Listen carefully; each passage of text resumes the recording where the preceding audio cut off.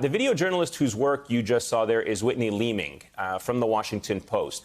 She has been traveling south through Ukraine from Kharkiv to Dnipro to Odessa, reporting on this war as it unfolds in real time.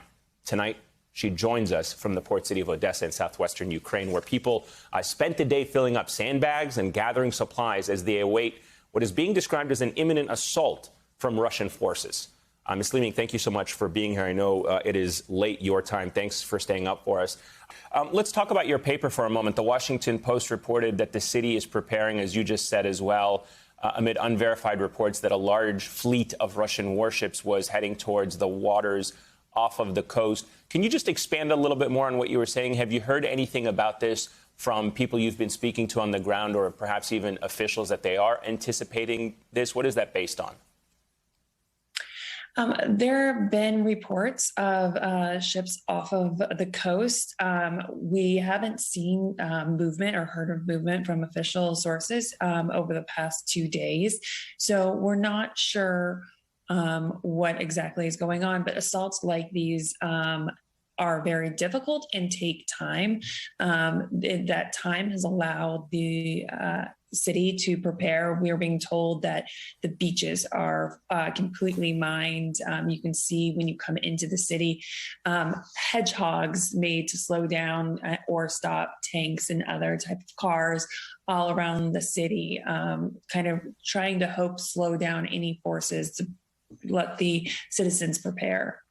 I understand that before you arrived in Odessa, you were in the eastern cities of Dnipro and Uman. What were you seeing as you moved westward? Can you just describe for us that journey? Are there checkpoints on the highways? Was there bombardment? Did you see a sea of people trying to escape smaller towns and perhaps villages on your route?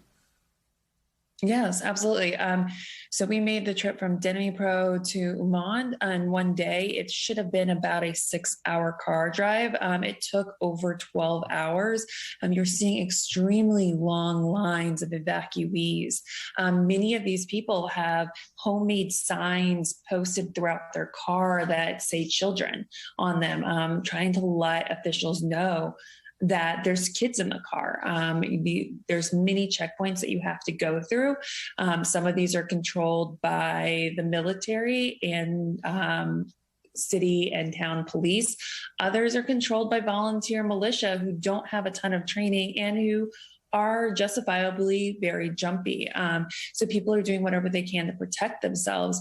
Some of these checkpoints take hours and hours to get through. We made it into Uman actually after curfew because of being stuck for hours in these long lines to get through the checkpoints. You'll also, while you see huge caravans of families heading west, you'll see very few cars coming back east. And almost all of those cars are filled with what it looks like to be single men. Our assumption, and from a few people that we've talked to, is that people are driving their families towards safety and then returning home to protect their own neighborhoods.